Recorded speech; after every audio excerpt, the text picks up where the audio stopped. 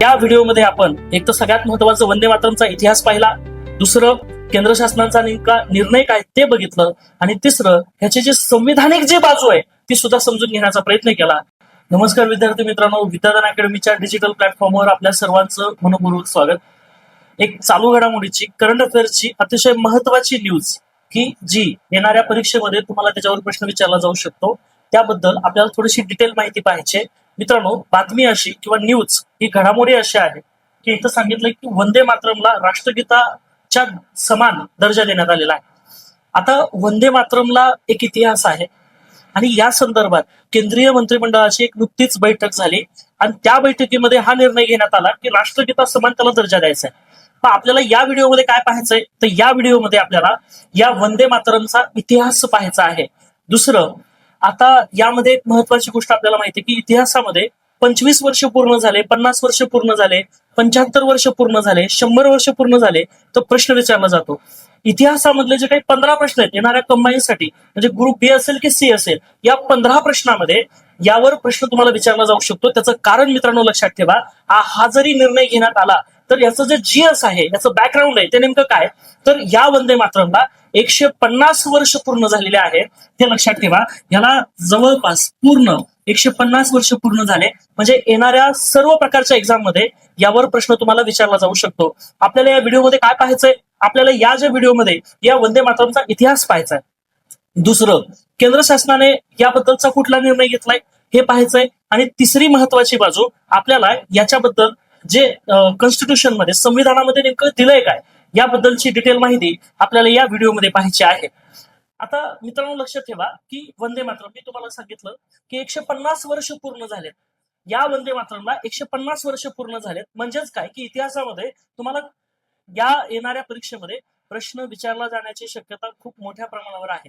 आता इथे वंदे मातरमचा इतिहास काय, खरं तर हे जे वंदे मातरम आहे यामध्ये आपल्याला काय पाहायचं, हे वंदे मातरम पहिल्यांदा कुणी लिहिलं, दुसरी महत्वाची गोष्ट कधी लिहिलं, त्याचा समावेश कोणत्या कादंबरीमध्ये केला गेला, पहिल्यांदा हे कुणी कधी गायलं गेलं, यावर आपल्याला प्रश्न विचारले जाऊ शकतात. येणाऱ्या कंबाईनच्या ग्रुप बी, ग्रुप सी, सर्व प्रकारच्या मेन्स मध्ये सुद्धा यावर तुम्हाला करंटला प्रश्न विचारला जाऊ शकतो. सगळ्यात महत्वाची गोष्ट, हे जे वंदे मातरम आहे, हे वंदे मातरम सगळ्यात अगोदर लिहिलं गेलं 1870ला. 1870ला हे वंदे मातरम लिहिलं गेलं. आणि हे वंदे मातरम कुणी लिहिलं, तर त्यांचं नाव आहे बंकिमचंद्र चॅटर्जी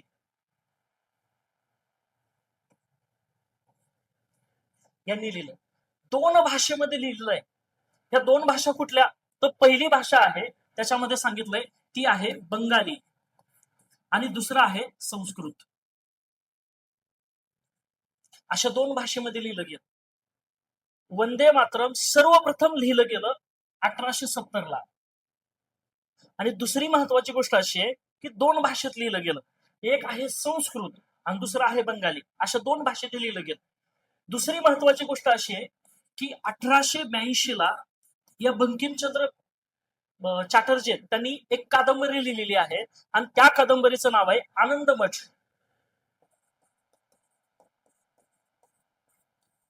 या कादंबरीमध्ये हे जे वंदे मातरम आहे याचा समावेश केलेला आहे. म्हणजे तुम्हाला इथं प्रश्न विचारला जाऊ शकतो की वंदे मातरम लिहिलं कोणी, तर तुम्हाला इथं सांगता आलं पाहिजे की बंकिमचंद्र चॅटर्जी. कधी लिहिलं, 1870ला. दुसरं, कोणत्या कादंबरीमध्ये ह्याचा समावेश केला गेला, तर ही कादंबरी आहे आनंदमठ नावाची. आनंदमठ नावाच्या कादंबरीमध्ये या वंदे मातरमचा समावेश केला गेला. आपल्याला माहित आहे येणाऱ्या काळामध्ये तलाठी भरती मोठी येणार आहे, जी बॅच बी आम्ही त्याच्यात लॉन्च केलेली आहे. त्याच्यामधला करंटचा महत्वाचा मुद्दा मित्रांनो असू शकतो, कारण 150 वर्ष पूर्ण झालेले आहेत. केंद्र शासन स्वतः याच्याबद्दल निर्णय घेतं, याचा इतिहास आपल्याला माहितच पाहिजे, ही महत्वाची गोष्ट आहे. म्हणून इथं जर आपण बघितलं तर आनंदमठ नावाची कादंबरी, ही आनंदमठ नावाची कादंबरी कुणी लिहिली, बंकिमचंद्र चॅटर्जी. दुसरं महत्वाची गोष्ट, या कादंबरीमध्ये हे जे वंदे मातरम आहे याचा समावेश कधी केला गेला, 1882लाच केला गेला. आता याचा अर्थ काय, वंदे मातरम हा जो हे जे काही सॉन्ग आहे याचा अर्थ आहे की आमच्या मातृभूमीला आम्ही सलाम करतो. मग आपल्या देशामध्ये, जगामध्ये अनेक देश आहेत, या सर्व देशामध्ये आपला देश असा आहे की आपण आपल्या भारताला आई असं म्हणतो. आणि यामध्ये जो उल्लेख त्यामध्ये दिलेला आहे तो आईचा उल्लेख इथं सांगितलेला आहे. म्हणून आपण जर बघितलं 1905ला या देशामध्ये बंगालची फाळणी झाली. या बंगालच्या फाळणीनंतर या बंगालच्या फाळणीला विरोध करण्यासाठी, ब्रिटिशांच्या याबद्दल विरोध करण्यासाठी एक वंगभंग आंदोलन सुरू करण्यात आलं होतं. आणि या वंगभंग आंदोलनाचं जे गीत होतं ते मित्रांनो वंदे मातरम होतं. तुम्हाला हाही प्रश्न इतिहासामध्ये विचारला जातो की वंगभंग जे आंदोलन आहे त्या आंदोलनाचं जे गीत आहे ते म्हणजे वंदे मातरम आहे. आणि म्हणजे हेच होतं की ब्रिटिशांनी जी बंगालची फाळणी केली होती, का केली होती, त्याचं काय कारण होतं, हिंदू मुस्लिम मध्ये फूट पाडायची. जर एकदा हिंदू मुस्लिम मध्ये जर फूट निर्माण झाली तर राष्ट्रीय चळवळ कमकुवत होईल. आपल्याला माहित आहे लोकमान्य टिळकांनी सांगितलं स्वराज्य स्वदेशी राष्ट्रीय शिक्षण हे त्याच्यामध्ये त्यांनी महत्वाचे निर्णय घेतले होते किंवा काँग्रेसनं आता त्याच्यावर काम करायचं ठरवलं होतं. म्हणून ब्रिटिशांनी 1905 ला कर्जनी बंगालची फाळणी केली आणि त्या फाळणीच्या विरुद्ध जे आंदोलन सुरू झालं ते आंदोलन म्हणजे वंगभंग आंदोलन. आणि त्या आंदोलनाचं मुख्य शीर्षक हे गीत होतं मित्रांनो, लक्षात ठेवा. एक ऐतिहासिक पार्श्वभूमी असलेलं गीत आहे. 150 वर्ष पूर्ण झालेले आहेत. नुकताच केंद्र सरकारने त्याच्यावर निर्णय घेतलेला आहे. करंट मधला हा अतिशय महत्वाचा मुद्दा आहे. त्याचा इतिहास आपण पाहतोय. अजूनही त्याच्यामध्ये इतिहासामध्ये महत्वाचा मुद्दा असा आहे की 1896ला जे इंडियन काँग्रेसचं जे अधिवेशन भरलं होतं, या अधिवेशनामध्ये रवींद्रनाथ टागोरांनी हे गीत सर्वप्रथम गायलेलं आहे. लक्षात ठेवा, ह्याचं सर्वप्रथम जे गायन आहे हे रवींद्रनाथ टागोरांनी केलेलं आहे.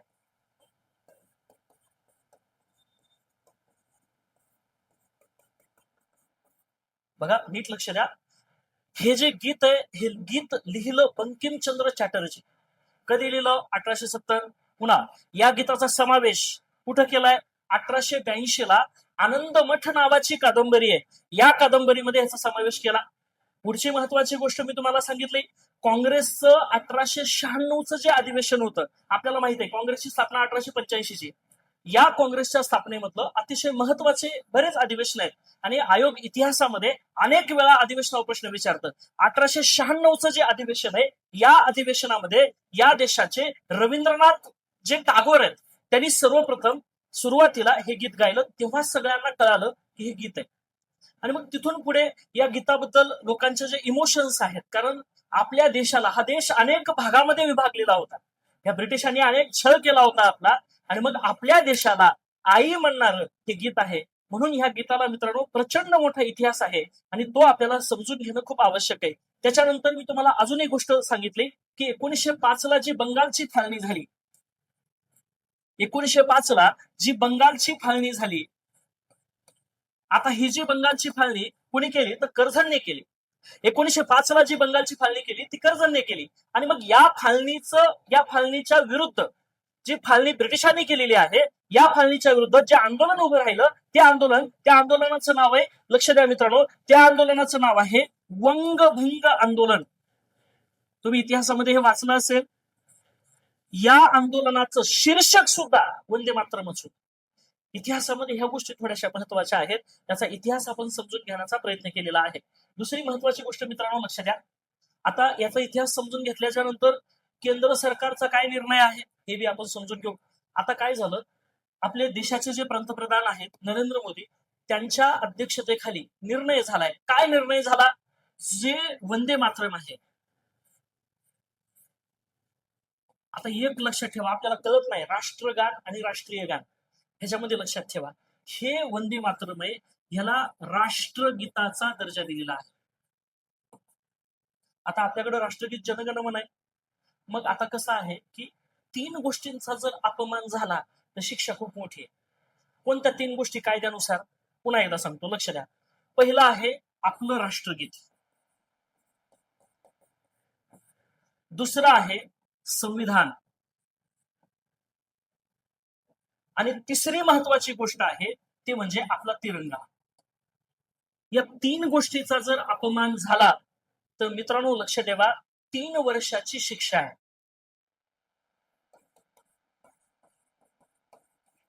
3 वर्ष शिक्षा. जर राष्ट्रगीताचा अपमान केला, जर संविधानाचा अपमान केला, आणि जर आपल्या तिरंग्याचा अपमान केला तर 3 वर्षाची शिक्षा आहे. आणि जर एकदा 3 वर्षाची शिक्षा भोगू नये, परत जर अपमान केला, परत 1 वर्षाची शिक्षा आहे. आता हे ह्याच्यामध्ये वंदे मातरम नव्हतं, मग सध्याच्या केंद्र सरकारनं निर्णय घेतला या तिघांमध्ये आता चौथी गोष्ट ऍड करायची, ती म्हणजे वंदे मातरम. हा निर्णय घेतलाय मित्रांनो. दुसरी महत्वाची गोष्ट, आपल्याकडे शाळा, महाविद्यालय, सार्वजनिक कार्यक्रम या सगळीकडे राष्ट्रगीत हे कंपल्सरी आहे. चित्रपटगृहात सुद्धा राष्ट्रगीत कंपल्सरी आहे, पण वंदे मातरमचा निर्णय चित्रपटगृहात सांगितलेला नाहीये. मग इथे एक गोष्ट लक्षात ठेवा, आपल्याला काही गोष्टी कळायला पाहिजेत की वंदे मातरम सार्वजनिक ठिकाणी कंपल्सरी केले केंद्र सरकारचा निर्णय काय समजून घ्या. वंदे मातरम सार्वजनिक ठिकाणी कंपल्सरी केलं. दुसरी महत्वाची गोष्ट, आता वंदे मातरम आधी गायचं की राष्ट्रगीत आधी गायचं, याच्या वेळेस आपली जी केंद्र सरकारचा निर्णय आहे त्याच्यामध्ये असं सांगितलेलं आहे की सगळ्यात आधी वंदे मातरम गावं आणि त्याच्यानंतर राष्ट्रगीत गावं. अजून एक गोष्ट लक्षात ठेवा, वंदे मातरमचा जो टाइम आहे तो सुद्धा दिलेला आहे. जसं 52 सेकंदात राष्ट्रपती आपलं जे राष्ट्रगीत आहे ते आहे, पण वंदे मातरमच्या संदर्भात जर आपण बघितलं तर हे 3 मिनिट 10 सेकंदात इतक्या वेळेतच ते गावं, असा सुद्धा केंद्र शासनाचा निर्णय आहे. आणि म्हणून जे जे राष्ट्रगीत, संविधान, तिरंगा अपमान झाल्यावर ज्या ज्या शिक्षा आहेत त्या शिक्षा वंदे मातरमचा सुद्धा अपमान झाल्यावर आता दिल्या जाणार आहे. हा निर्णय केंद्र सरकारनं घेतला. मित्रांनो, म्हणूनच हा विषय अतिशय महत्वाचा आहे. तुम्हाला माहिती आहे की आपण मागच्या 7-8 वर्षाच्या प्रश्नपत्रिकांचा जर अभ्यास केला तर आयोगाने नेमके कुठे प्रश्न विचारले. आयोगानं प्रश्न विचारला की त्याची ऐतिहासिक बाजू आहे आणि त्याच्या लेवलला शासनानं सध्या निर्णय काय घेतलाय.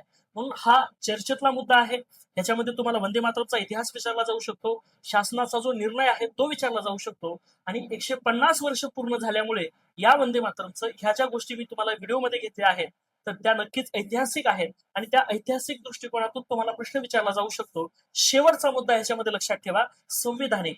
आपल्याला माहित आहे या संदर्भात तुम्हाला 2 बाबतीत प्रश्न विचारले जाऊ शकतात, एक इतिहासामध्ये आणि दुसरा प्रश्न विचारला जाऊ शकतो संविधानामध्ये. संविधानामध्ये काय, आपल्याकडं राज्यघटनेचा भाग 4A, शेवटचा मुद्दा सांगतोय लक्ष द्या, राज्यघटनेचा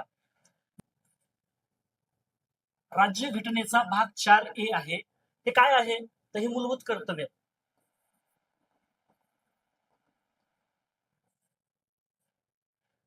त्याला फंडामेंटल ड्युटीज असं बोलतो आपण. पण ह्याच्यामध्ये काय सांगितलंय, ह्याच्यामध्ये आपल्या राज्यघटनेमध्ये आर्टिकल 51A हे दिलेलं आहे.